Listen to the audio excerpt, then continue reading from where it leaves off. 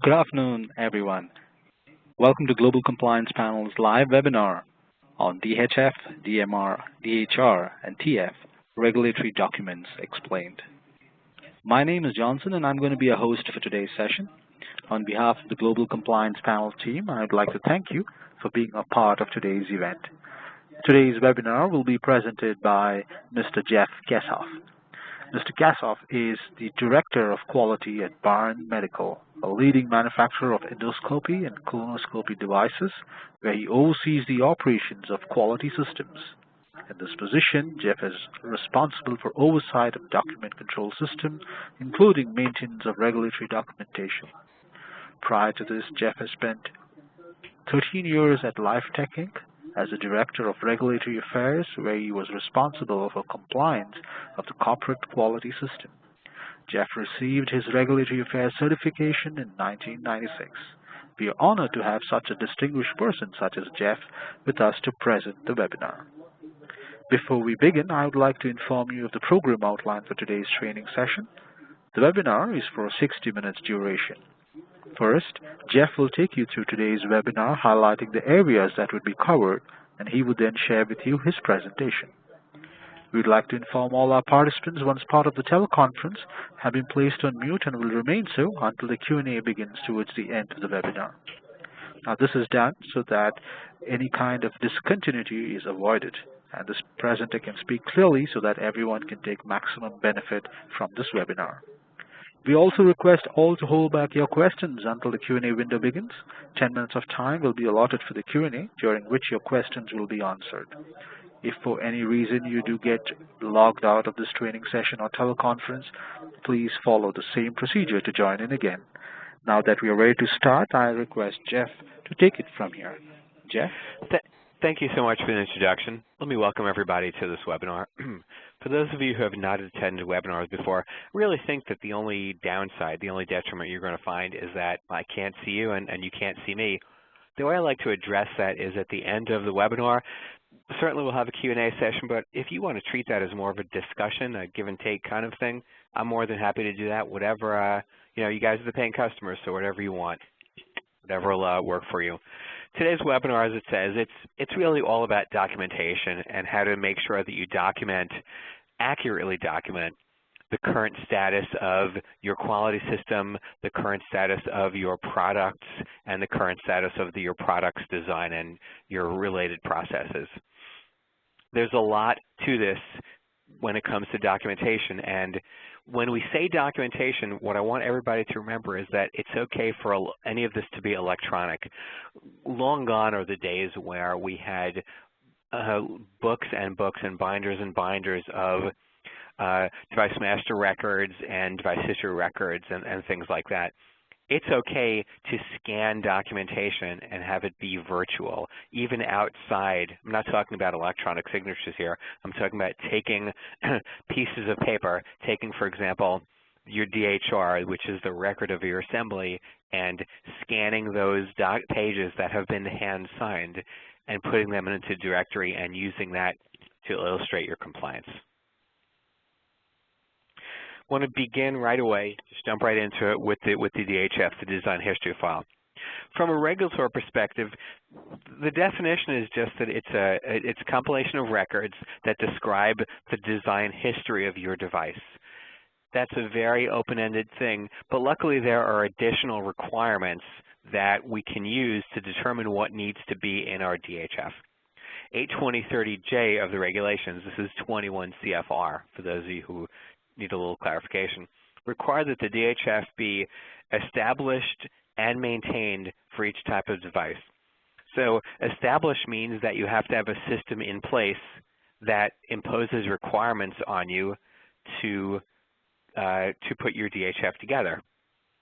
Maintained means the concept of maintenance implies a little more than implies, it's a little more explicit, an ongoing maintenance of this document. Things that have to be maintained have to be done periodically. They don't just have to be set in stone and then not modified. So remember, your DHF is going to be a fluid document. Your DHF has to contain or reference records that show that your design was developed Now it can contain the records. It can be those records. You can have a DHF that is an enormous electronic file or a binder of documents. If you don't have that, you can reference the location of these documents in a significantly smaller electronic file or binder. Containing is more straightforward because in order to prove that you've designed your product in accordance with specifications, it's easier to have everything at your disposal. There are many regulations and quite a few webinars that I present that deal equally with regulations, because we're dealing with RIQE here, but to a great extent equally with good business practices, things like change control, where you want to meet the regulations, but you want to streamline the process. For the most part, regulatory documents are what they are. There's a list of requirements that are either imposed by regulation or by your internal processes that you have to keep. So this is a very strict regulatory presentation for that reason. Just wanted to go on the side there. When you have these records that you've got to reference or contain, you've got to show two things. You've got to demonstrate that your design was developed according to the regulations and according to your own internal design plan. So you're going to make sure that you have a requirements document, most people call it an SOP, that lists what needs to be in your design plan. And you need to make sure that that document imposes the same requirements as the QSR regs.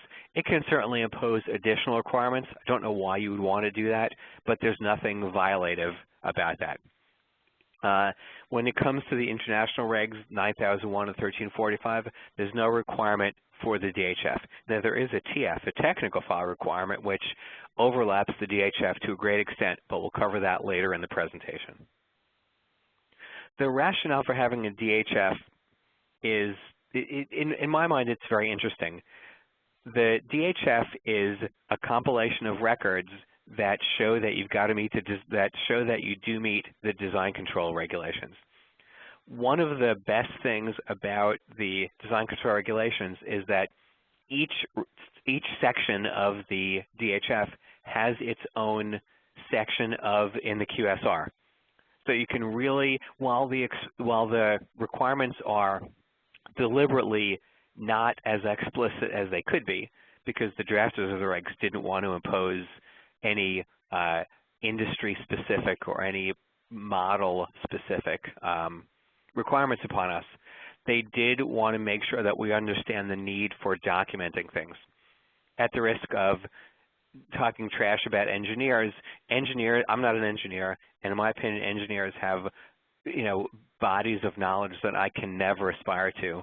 But part of the body of knowledge that they have often does not include good, or I'll say compliant, documentation practices. So we have to make sure that we don't curtail the design process of these engineers by requiring them to do unnecessary documentation.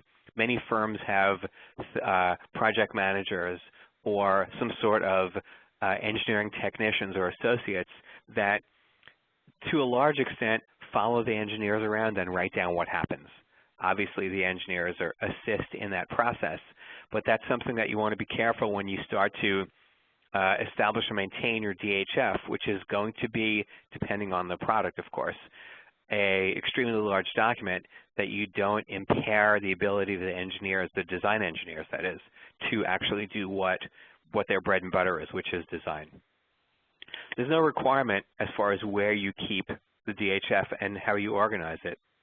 What I recommend based on my experience is that when it comes to simple designs, that the designer can assemble and also then later on maintain the entire DHF. It's not going to be a very large one, a very intricate one. But when it comes to larger projects, what I recommend you do is establish your document control system. Well, you know what? You already have a document control system, but you utilize it for your design documents, and you maintain these files in a central location.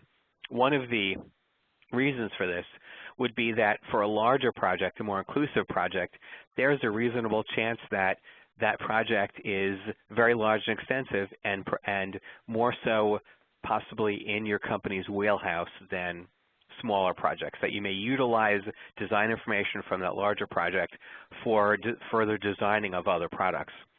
The more that type of thing is under the document control system, the easier it is for document control to organize it and maintain it and supply it for further projects to the engineers.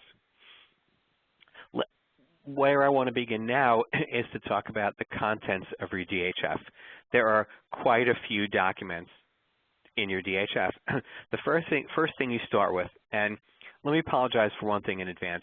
This is an hour and change long webinar. There are in-person seminars that last several days that cover each one of these topics, the DHF and the DMR and things like that. So while I'm giving you an abbreviated explanation here, there's many more details that you may want to further educate yourself on.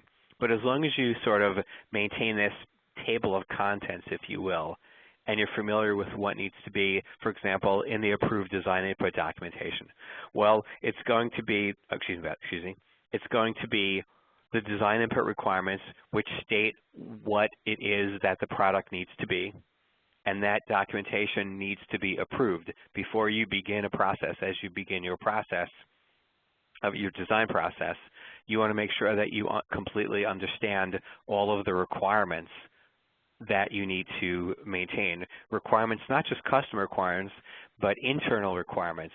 For example, many firms choose to have a requirement from a materials perspective that they want to strive to use current materials or current processes. Manufacturing engineering may impose a use of current processes, but also current manufacturing equipment type of thing. So all of your design input documentation is the first section of your DHF. This is followed by the design output documentation, which, succinctly put, shows that your inputs are met. And many companies use a matrix of here are our inputs, and this next column is here are our outputs, to show that we've met them. And then the third column is evidence that we've met those outputs. The evidence might be, for example, a design specification document or a manufacturing procedure that does specifically reference utilization of existing manufacturing equipment. Also in the DHF has to be the design and development plans. Make sure when you put your plans together, and these are usually Gantt charts, project plans, Microsoft projects, things like that, that you include in these plans each individual design task. That is including design reviews and the deliverable for each of these tasks. You've got to make sure that you have both of those things in each of your plans. And your plan is going to evolve as the process itself evolves. So you'll have multiple design and development plans in your DHF. The FDA will expect to see multiple project plans, because if they don't, you haven't fully captured your entire design project. And then the results of the design validation. How do you know that the product you've made, that the product made using these design outputs meets the design validation requirements, that it needs to be able to fit on a particular piece of equipment if you make a consumable, or if you make one part that's part of a system, how you know that that part that you make does fit and can be utilized with that system. As I mentioned a moment ago, every design review has to be documented, whether it's a major design review, which is a phase review usually, or an interim design review, which is usually used for things like source code. If there's source code that needs to be written for your design, for your project, it's not necessary to have the entire group in to review that documentation. You only need to have an interim design review, but every design review has to be documented. There's a second bullet point there that I apologize that that's there. The next thing that has to be in your DHF is all of the control design documents and the change control records. You're at the point in your design process now where you know that this product works as made. What you need to do now is make sure that all of the documentation has been prepared, specifications, drawings, procedures, quality assurance procedures or drawings, whichever you use. Even things like equipment maintenance, if it's a new piece of equipment, calibration schedules, things like that all have to be maintained or referenced in your DHF.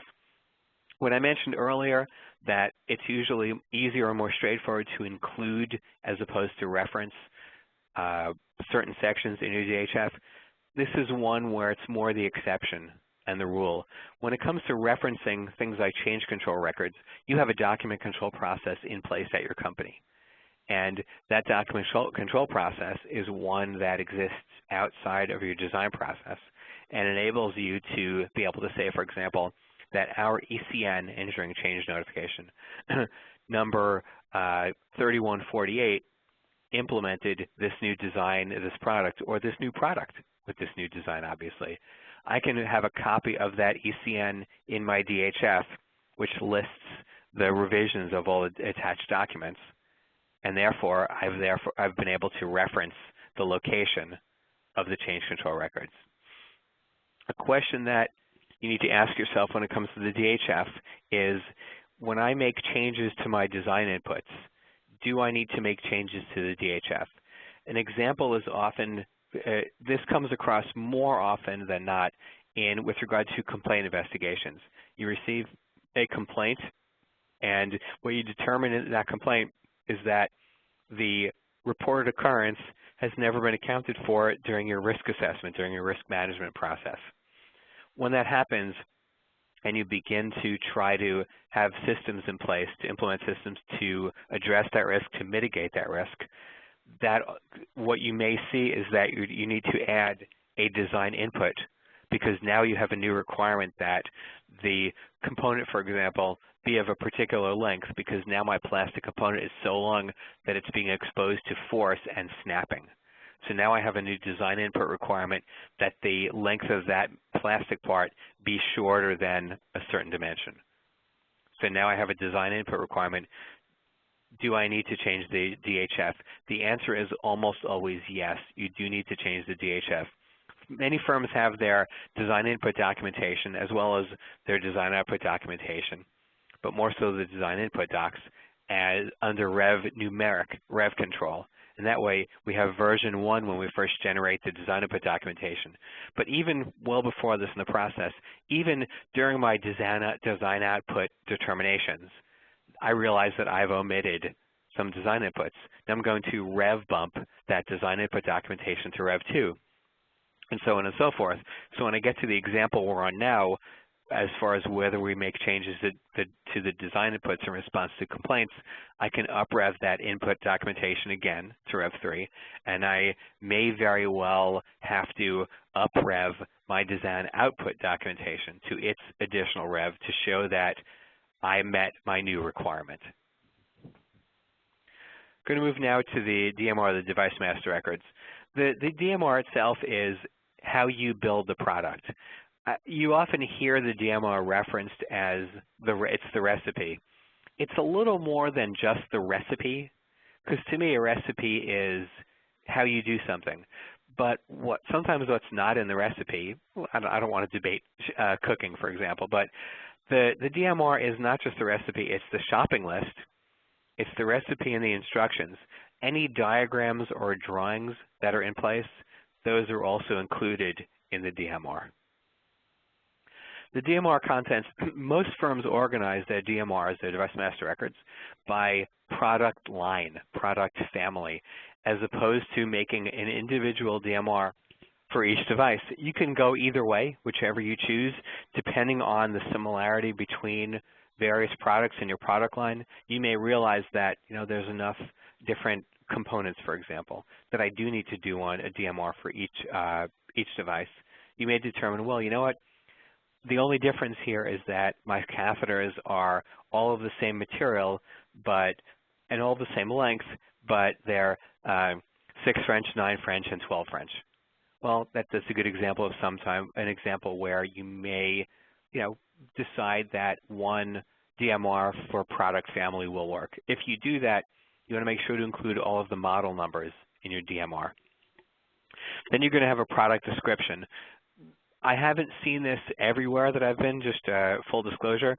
I've seen it in enough DMRs that I kind of like it. I think it's very useful, although it's more product specification related and less DMR related. I kind of like it. And I feel that when I present webinars, I like to base a lot of my recommendations or even suggestions on my own experience.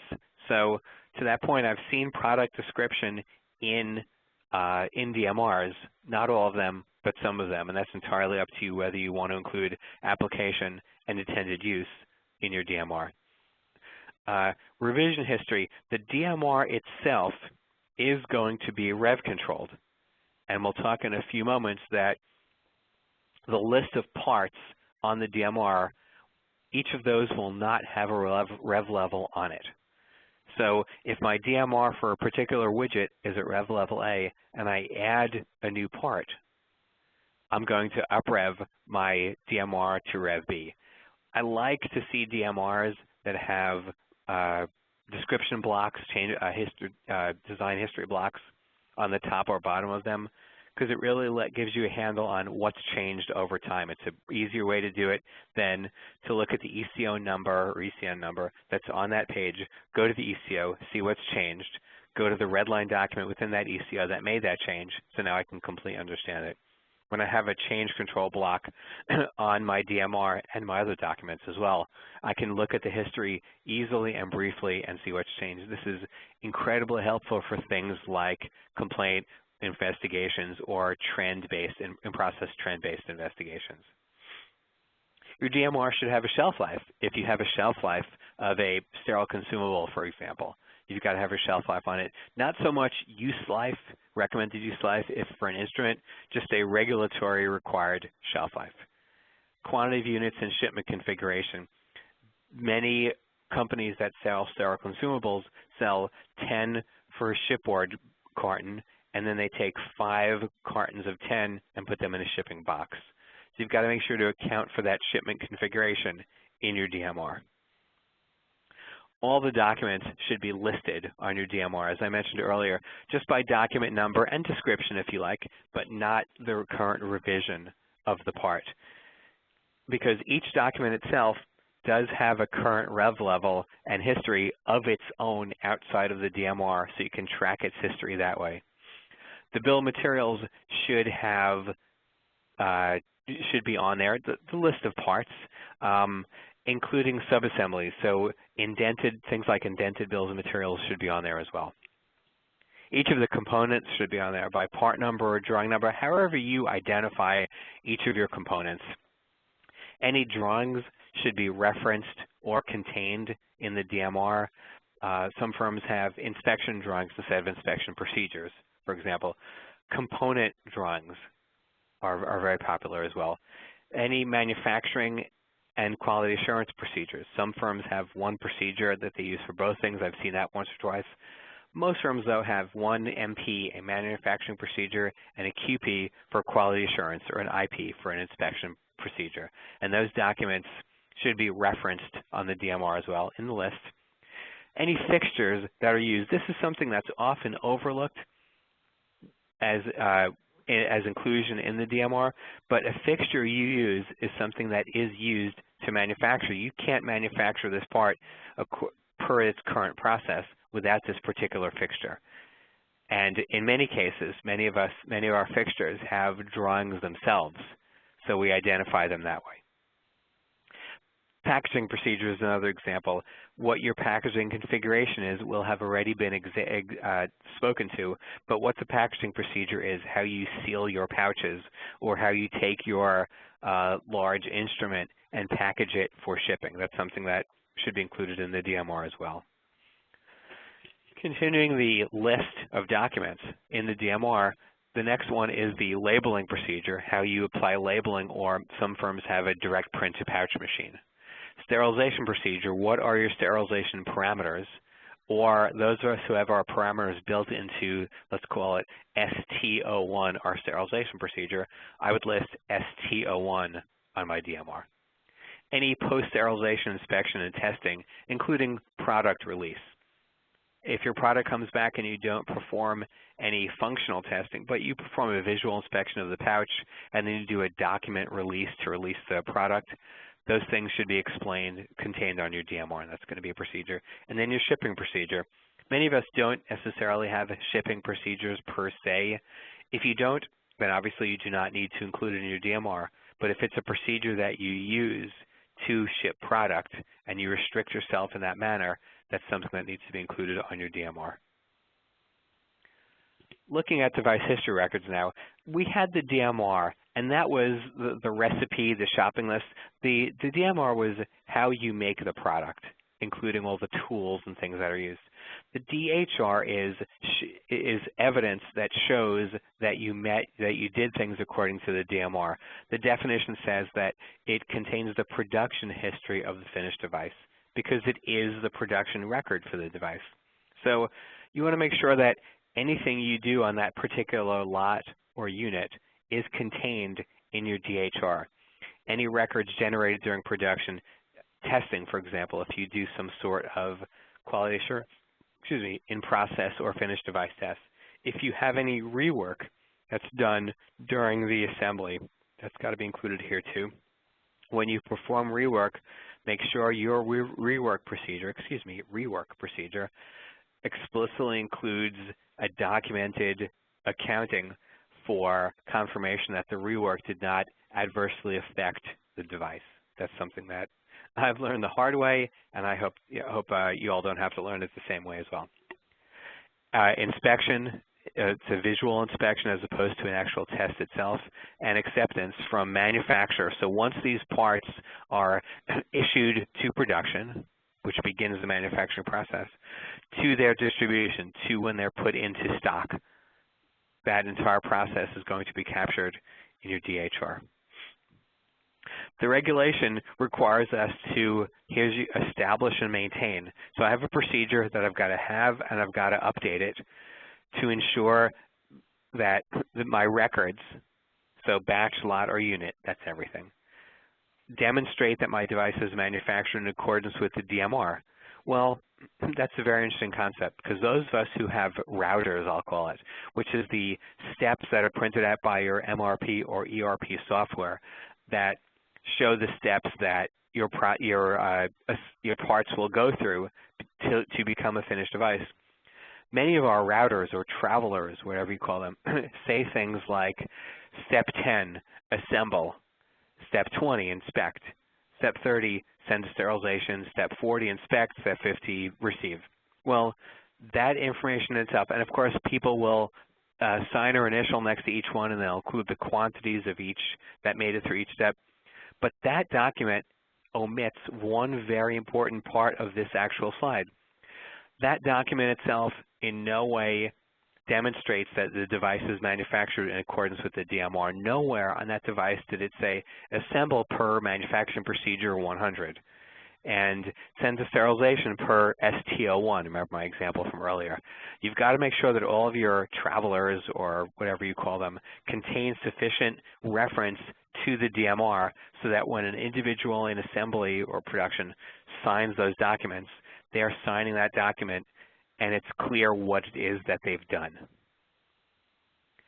So the DHR, again, shall include or refer to the location of the dates of manufacture and the quantity manufactured and the quantity released for distribution. Remember that you could manufacture fewer parts that are released for distribution or more parts if you perform a destructive verification test with each lot. You're going to manufacture more parts than you distribute. Acceptance records that show that you made your device per the DMR. Again, you've got to make sure that you reference documents.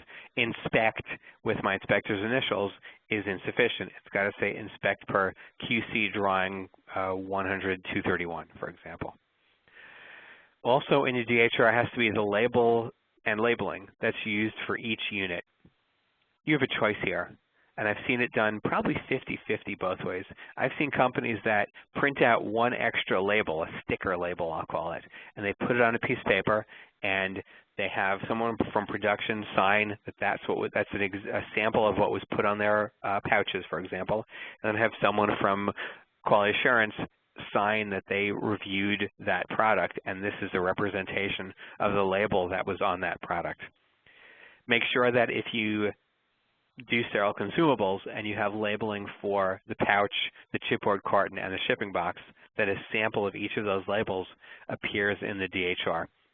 Similarly, any labels or labeling, so any stickers or IFUs, those of us who make instruments, we have IFUs, instructions for use, or DFUs, whatever we call them, and those are going to be included, they're going to be shipped with each unit much of the time.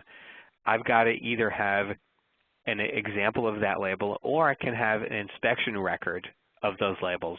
So instead of having the exact sticker, or in the worst case scenario, a copy of the 30-page operator's manual, I can merely have an inspection record that states that part number 123, the 30-page operator's manual, was inspected by this person on this date.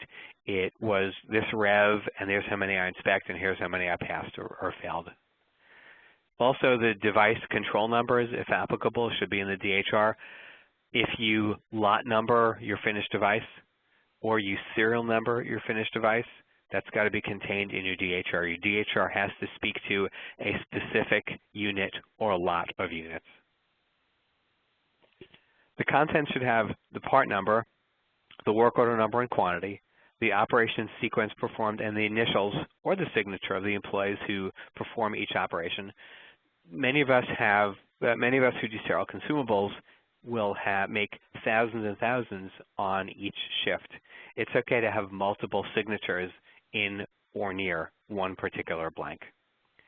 If you subcontract any operations, if you send something out for milling or machining or molding or overmolding, that's got to be recorded on your DHR as well. Any rework orders or rework information, including the lack, just a rationale for lack of adverse effect of the finished device, should also be included in your DHR. Any nonconformances or some sort of negative type of documentation, I'll call it, should also be included in your DHR. It's okay to reference your nonconformance report. If you have NCMR number 168, it's okay just to reference that number in the DHR. If an inspector or someone performing a investigation wants to see that document, they'll have to go find that, but it's okay to do that. Lot number or serial number is appropriate. I just mentioned that. Any relevant dates, the date the work order was completed, the date the components were issued, all that information. Anytime anyone does a thing, that's got to be dated. Any test and inspection results, and make sure that the test and inspection results do enable a conclusion that the product passed. The initials of the QA inspector, it doesn't necessarily have to be a QA inspector who accepts the work order, who releases the product because they've reviewed all the documentation, they've determined that that documentation is acceptable. That person needs to sign or initial somewhere in the DHR. And the shipping record is a good thing to include in the DHR because then you know where it went. Of all these things, the shipping record is the one I see least commonly, but it's a good idea to have it because then you know if you, God forbid, you have to do some kind of recall, you know exactly where the product went. Or if you receive complaints, you know what units or serial numbers the customer themselves received. From a manufacturer's perspective, I like to think that the DHR enables me to evaluate my product. It gives me traceability and tracking in case of emergencies such as recalls or market corrections. It enables me to trend my quality data because I have a DHR. I know everything that was put into a particular component, and in many cases, if I lot track something, I have that information as well. The DHR also lets me do a historical evaluation of changes in a process, you know, the last time I made this lot number of this particular design, or variances. If I have deviations, the deviation itself will live with the DHR, so I can see what the variances are that have been implemented or put in place. either proactively or reactively. And it also facilitates the investigations, corrective actions, other important things like that. From an agency perspective, it just shows we're doing what we say we're supposed to be doing. The FDA, when they look at your DHRs and they look good, that will enable them to conclude that your firm operates in an overall state of control, which is a good phrase. Anytime you can hear the FDA inspector use that phrase, you're doing a great job. Also, when it comes to investigations and corrective and preventive actions, the agency is going to want to see that you perform these things, and conclusions that you can draw that are supported by the DHR are the most valid of all. And it ensures labeling control. It shows the agency that I have printed out or referenced every label or labeling in this lot, and that all those labels and labeling are in my change control process. There are a couple of other DHR requirements that I do want to cover kind of briefly. In 82065 traceability, you're required to, if you have an implant or a life-sustaining device, you've got to document the control numbers in the DHR.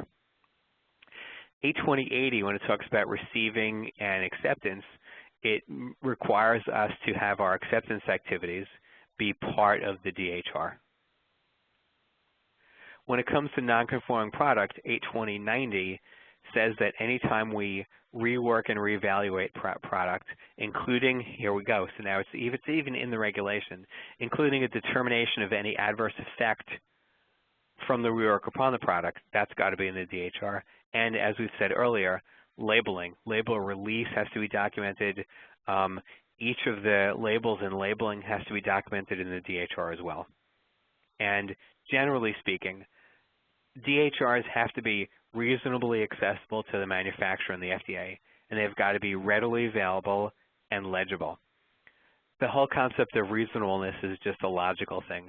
When the FDA comes, if they don't call in advance, if they do call in advance, you can contact your off-site storage facility if you use one and say, what kind of notice do we need to give you? Usually it's 24 to 48 hours, and that's, in my experience, considered to be reasonably accessible. When it comes to legibility, there are people who, let's just say, get kind of creative with their signatures.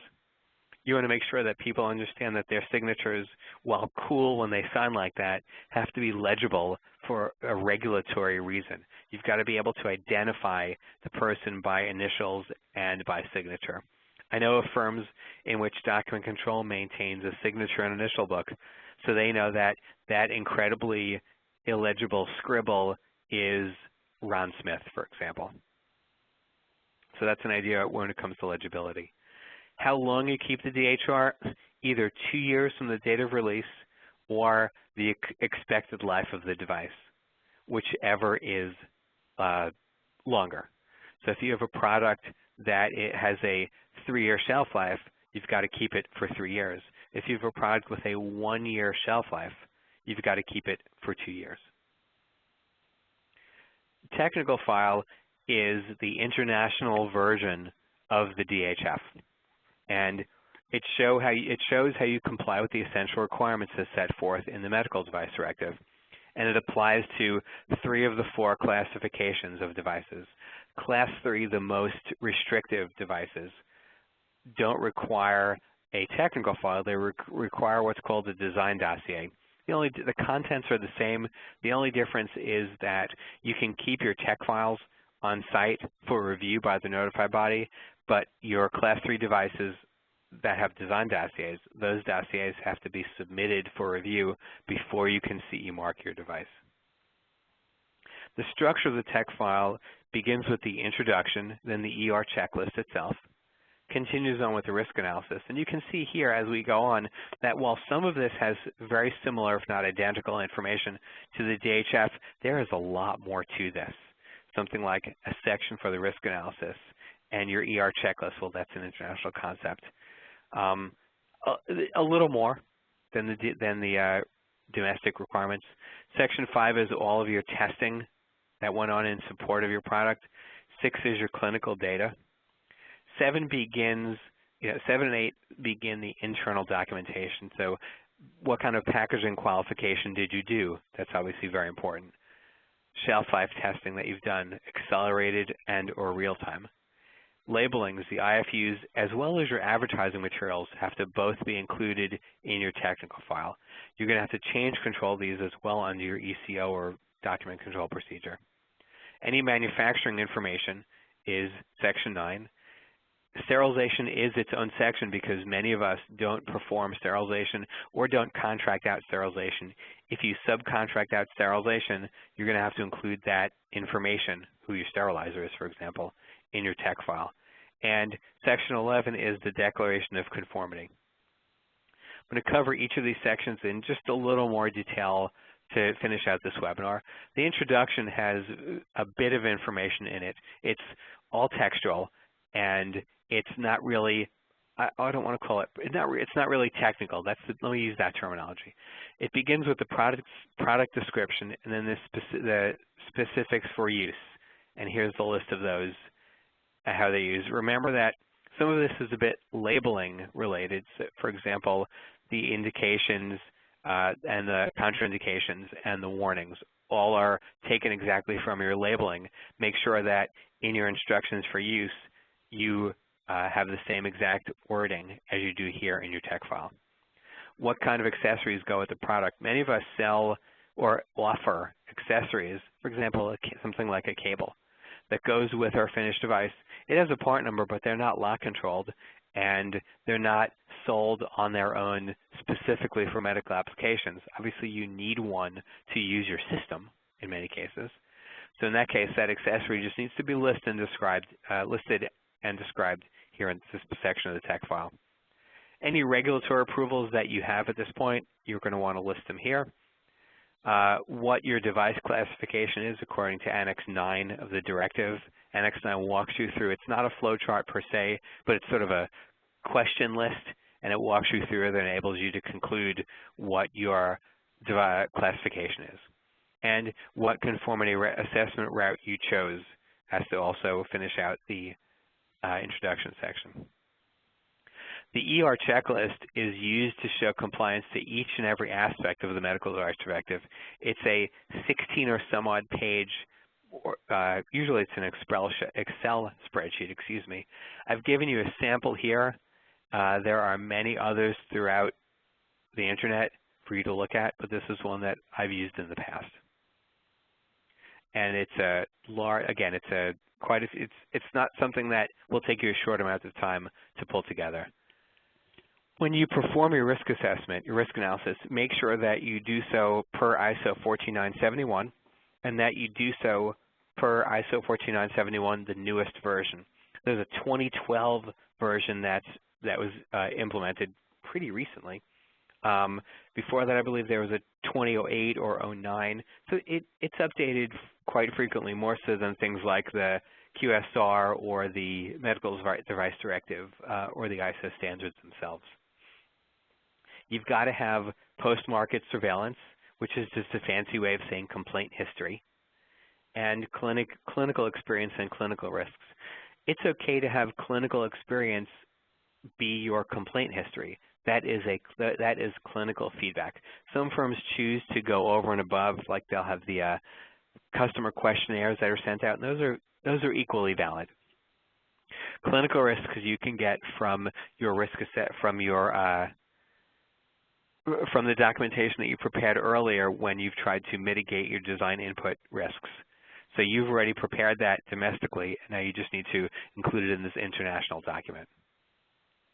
Section 4 of the TF is any sort of drawings and design of product specifications. So you're going to describe the product, you're going to list the components and materials. Photographs are not required, but when I submit my tech files to my notified body, they're very, very useful. I often get compliments on how easy it was to understand the product with these photos. A brief description of any design control practices that you utilize. It's okay to say that you're in compliance with ISO 1345, the appropriate section of that, as well as a 20.20, I believe, which is design control. Any verifications or validations should be, as we've said throughout, included or referenced here. It's okay to reference them by number because these are prominent documents, and in many cases they are very large prominent documents. any sort of quality system certificates that your company has should be included in this section of the tech file. And what is your final product release criteria? Those of us who sell more simple devices have merely just a documentation review. Others, it's a little more advanced. So whatever your criteria is, you want to include it at this point. Not going to spend too much time on, on Section 5 other than to say that this is the testing. So Section 5.1 talks about your bench testing. And what it requires you to do is document a protocol, which is a test plan, and these are the contents that have to be within the test protocol. Among the most prominent that, in my experience, some firms forget from time to time is acceptance criteria, which is what the product, how the product has to perform, and also calibration information. Sometimes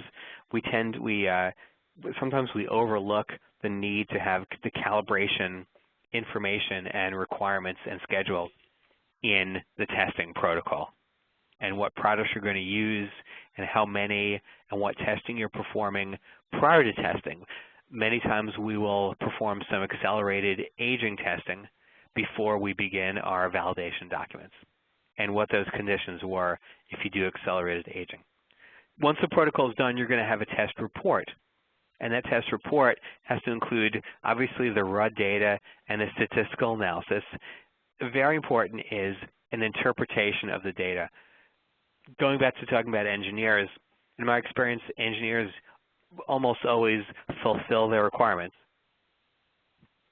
for delivering test data, test results, but they don't interpret things. I encourage my engineers to write something to a sixth grader in their data interpretation and conclusions. You'd be surprised after they're finished laughing, of course, how easily understandable that that interpretation is from internal audit perspective to notified body, and most importantly, to an FDA inspection. FDA inspectors like it a lot when they don't have to sift through the raw data and statistics and can get to conclusions about which they can sample the data. Sometimes, though, during our test reports, we'll make a mistake. Maybe I'm testing pull strength of an assembly, but the product was misassembled. The wrong glue was used. Well, I'm going to include a deviation from the protocol in that, and I'm going to include a justification, which might say something like, well, one part was misassembled, so it's not that it failed the validation report, it was that it was NA almost. So I made another product, and I made it according to the procedures set forth in the protocol, and then here's the product. Just like the protocol, the results document will have approval signatures. You want to have people in advance approve what you're going to do, and then you want them to approve the actual data itself. Section 5.2 speaks to biocompatibility testing, and just spend a minute here speaking to the fact that you've got to include the categorization of your device, based on nature and duration of body contact, and conclude what testing is required per the ISO standard. This is the same ISO standard that is used for submissions, for 510K submissions. So it's very consistent throughout its application and use. What testing was performed, and you make sure when you get these test reports that they contain certain things. Many of us don't perform our own biocompatibility tests, but we want to make sure that we select good firms that do so, good contractors, and that in the reports themselves it has the test lab accreditation, a good description of the test sample. That's going to come from your firm when you fill out the test request form. So make sure you're as wordy as you need to be. What test procedure was performed when it comes to biocompatibility testing? There are standards. 10993 has multiple standards. You want to make sure that the testing performed, their test results reference that standard and any subsections it needs to. And obviously in bright green letters, or whatever color, the test result. 5.3 and 5.4 speak to microbiology and coding of devices. I'm not going to say anything about these other than to say that please note when it comes to microbiological safety and tissues of animal origin, there are specific standards that I've cited here in the presentation that you can look at to get additional information if you fall in the niche market of any of these devices. Clinical data is very interesting because it applies in particular to implantable devices and Class 3 devices. It doesn't apply exclusively to those. It applies in particular to those. So the way I've done it in the past is I've based my clinical data on either a compilation of scientific literature. If you're in a larger industry, there's going to be scientific literature that talks about the use of the purpose and use of your device. But if you're not, you're going to have to base your clinical data on the results of the clinical investigations conducted. Notice it doesn't say clinical trials. It says clinical investigations. I've seen interpretations approved by notified bodies interpreting clinical study as historical complaint data. So that's something that you can use. That's a good, I would say, if you can't find any scientific literature or actual clinical trials themselves, you should feel free to go with the complaint history as your clinical results of clinical investigations. That's your historical data. Clinical studies are required really pretty much across the board. So brand new devices, modified devices that may significantly affect safety or performance, an existing device that has a new indication, a device that is made using a body contact material that is either new or modified, and anytime you want to extend the use life of your device, you've got to perform clinical studies that support that. Section 7 is the packaging qualification and shelf life. And there are 3 standards that you can choose from, and it's up to your firm whether you want to choose to do real-time or accelerated or both. Many firms will do their accelerated aging testing, and when they pull their samples for that, they're going to pull 2 times the amount of samples. They'll use 1x of those for the accelerated aging, and they'll use the other half. They'll just put it on the shelf and they'll let it sit there for 2 or 3 years, depending on what their shelf life is. Remember, though, that you've got to do 2 types of tests.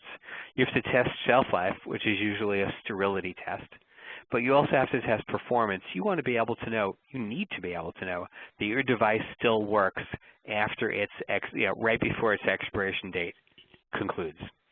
What some firms choose to do is, if they have a 3-year shelf life, they will accelerate age to 4 years to assure, accelerated and real-time age for 4 years to make sure that they can meet that. For sterile devices, some of the documents you've got to have are the packaging and packaging materials, including specifically whether it's Tyvek or paper, what the film is made out of, information such as that, your process validation for your packaging and or sealing procedure. Many of us seal using a sealing machine. Any sort of packaging integrity test, visually or a dye penetrant or a pull seal strength, either of those are acceptable. Labeling integrity, how do you know that your label is legible? And if you use a sticky label as opposed to a direct print pouch, how do you know that it's adhered? And any sort of accelerated aging studies are included in, in this section as well. Section 8 is all about the labeling and all about the advertising material. All of your labels, all of your IFUs, you've got to make sure, just as an informational thing here, that the symbology you use on your labels, on your IFUs, and even on your advertising and promotional materials and your website are in compliance with EN 980 or 15223. It's okay to use one language on your material. Don't get too hooked up on the concept of national languages, because some countries do allow English as an official language. Others do not. In those that do not, you've got to make sure that you use their native language on the packaging, on the devices that are sent to them. Advertising and promotional materials should be in Section 8 of the tech file as well. And so should a link to or mention of your website. That is certainly considered advertising material. Section 9 is manufacturing. Flowchart is a great way to start this because it shows in a good snapshot the entire process. When it comes to manufacturing conditions, if you use either of 14644 or 14698, then you've got to make sure you reference them. if you reference a standard here and generally speaking, make sure you can demonstrate compliance to that.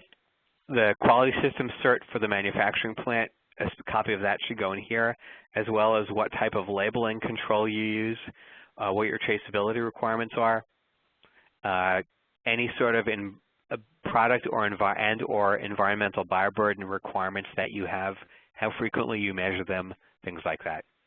If you sell a blood contact device, you're going to want to include pyrogen testing in this section, and you want to reference preventive monitoring of processes, for example, statistical process control, here in the manufacturing section.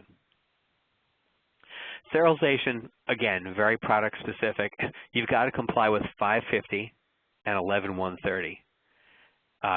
This section of the tech file should reference the location of the annual sterilization validation reports. Each one of those is one or two, if not larger, gigantic binders, looking at one now, a good 2 to 3 inches, if not larger. Those are kind of large.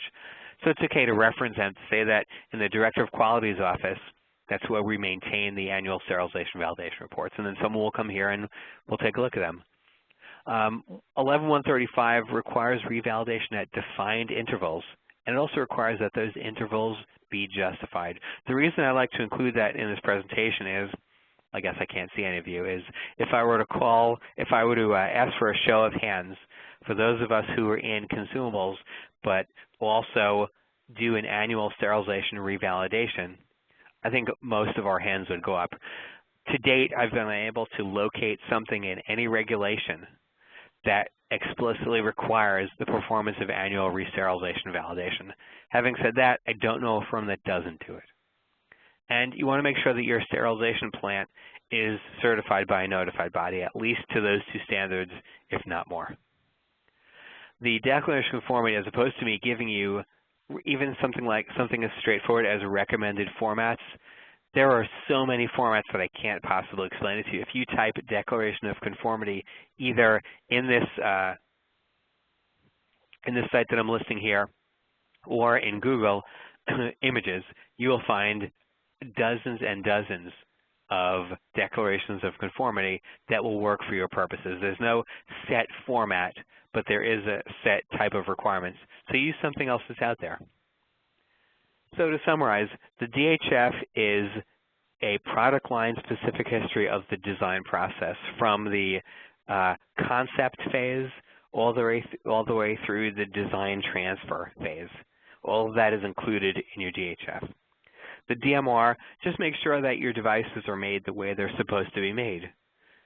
And if your DHF has a section of deliverables, one document of which was submission of an ECO for a particular DMR, that's going to be in there, and that's how you can verify that. Remember again to include something in your DHR moving forward here that demonstrates that you make your devices in accordance with the DMR. Make sure you reference procedure numbers, not revs, procedure numbers and things like that. And last, the technical file is a document that does have a bit of crossover with the DHF, does have some sections that are not so much crossover, but its purpose is to illustrate your company's compliance and that device's compliance, that is, with the ERs in the international regulations. So that's the end of the presentation. I guess we can begin to take questions now. Thank you so much, Mr. Kasser, for the wonderful presentation, and also all our participants for cooperating with us. It's time now for the Q&A to begin, and we request all who have questions for our presenter to click on the raise hand option, which is a palm-like icon at the bottom of your participants panel. You can also go ahead and paste your questions on the Q&A panel so that our presenter can read it out loud and then answer them. If for any reason you are unable to ask your questions using either of these two means, please share it with me, your host, by chat, and I shall pass it on to the presenter to answer it. Now, in the meanwhile, we sincerely request you to share your feedback in the feedback form that will appear on your screen in the polling panel right now. The feedback form has about 7 questions, mostly multiple choice in nature, and wouldn't take more than 2 minutes of time to answer. The polling will remain open till the end of the session, and you can answer it even after the Q&A is done. now that we have our Q&A session open. Participants who do have questions, please click on the raise hand icon, which is at the bottom of your participants panel, and I can unmute your lines and you can ask your questions directly.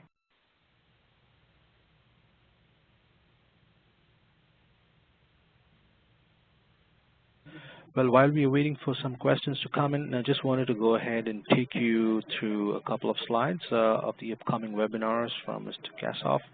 We have one later this month on April 23rd and on July 24th, the other one. I also wanted to inform all of our participants that in case your team members, colleagues, friends might benefit from this webinar, we are happy to inform you that it would be available in a recorded format and can be purchased from our website, or you can call us at 1-800-447-9407.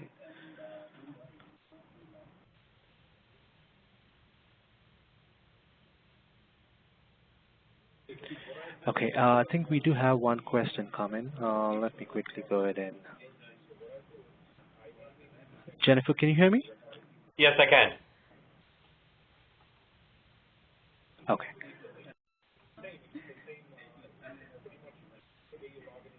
A best demonstrated practice where we can to and look at a DMR. I'm sorry, if you could repeat the question once again. Yes, concerning the device master record, is there a place where we could look at a best demonstrated practice to see a picture of what this looks like, an example of what you would consider to be a great example of a DMR? Wow, that's a good question. Trying to think of the best way to handle this. Let's do this. Why don't, and I hate to ask you to do this, why don't you submit that question via email to the folks at Compliance Panel? They'll forward it to me, and I'll respond with an example. Okay, that'd be Does that great. work? Okay, That'll great. work great. Thank you. You're welcome. Thank you so much. I'll follow up with that question, Mr. Kassoff. Okay, great. Thanks so much.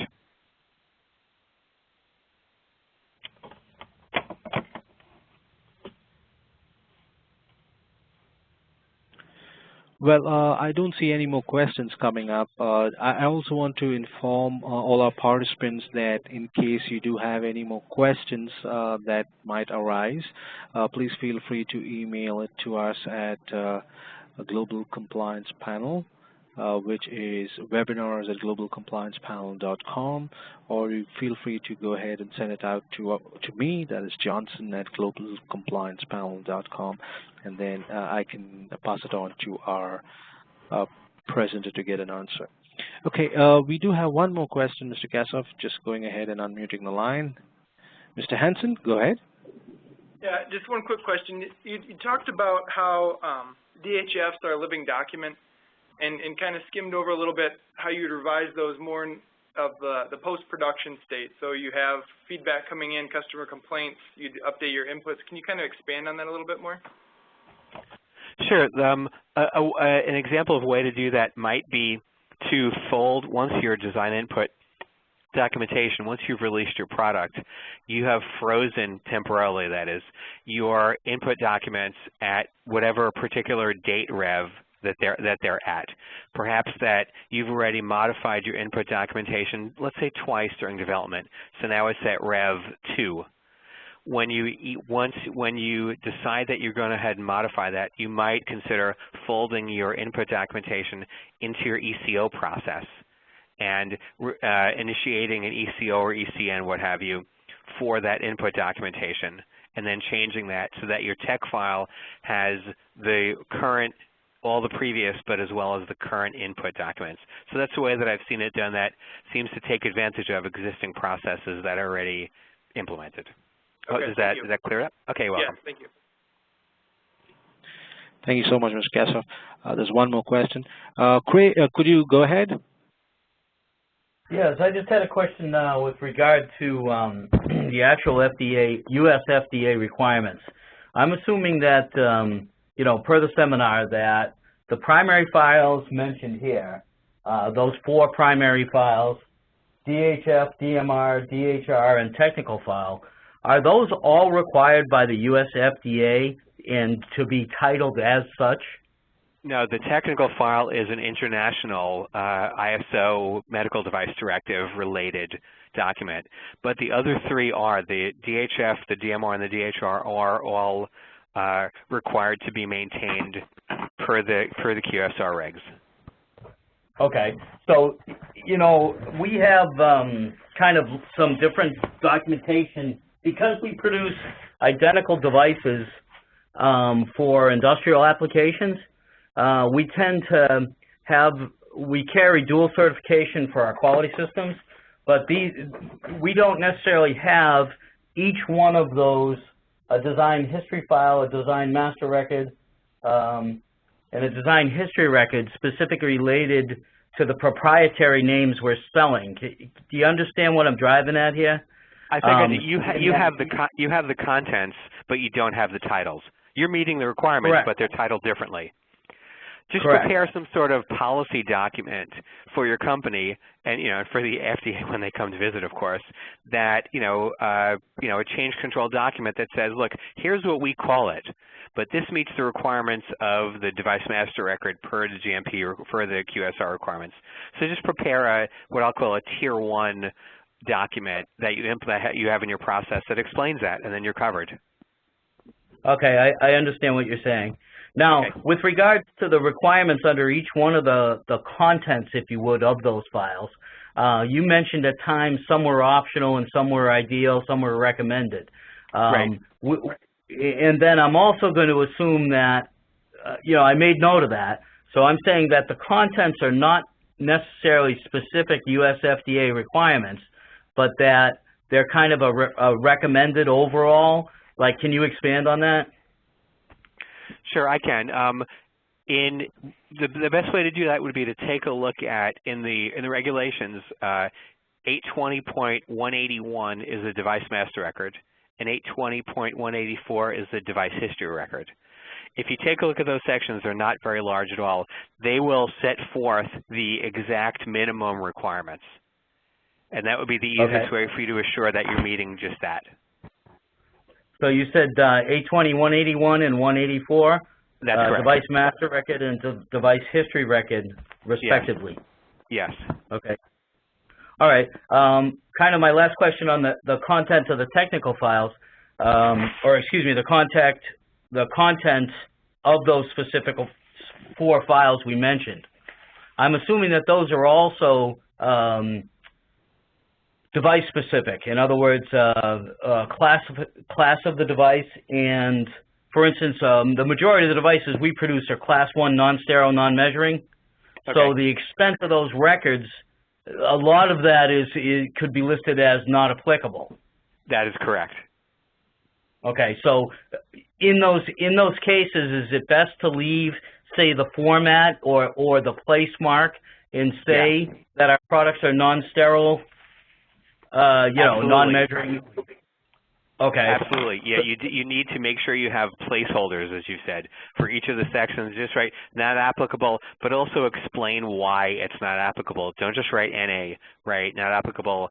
This is what our device does. It's clearly not a measuring device, for example. Okay. I understand. Okay. Thanks for your input, too. All right. Thank you so much, Mr. Kassoff. Ladies and gentlemen, we are actually running out of time and must end our webinar session. As I mentioned earlier, in case you do have any further questions, please feel free to share it with me by chat, or you can also email it to me at johnson.a@globalcompliancepanel.com, and I shall get the answer from our presenter and send it out to you by email at the earliest. We're grateful to all of you for having taken part in this webinar, and I would like to, if you'd like to get in touch with us, you can send us an email at webinars@globalcompliancepanel.com. We welcome your suggestions and feedbacks or ideas on how we can improve our webinars. If you'd like to suggest a topic or desire a customized corporate training, online or on-site, we ensure that whatever your training necessity is, it would be our priority. We look forward to having you with us again sometime soon, and for your continued patronage on behalf of our presenter, Mr. Jeff Kassoff. and the Global Compliance Panel team, I would like to say thank you for participating in today's webinar, and we wish you a pleasant day ahead. Thank you so much, Jeff. I shall follow up with you on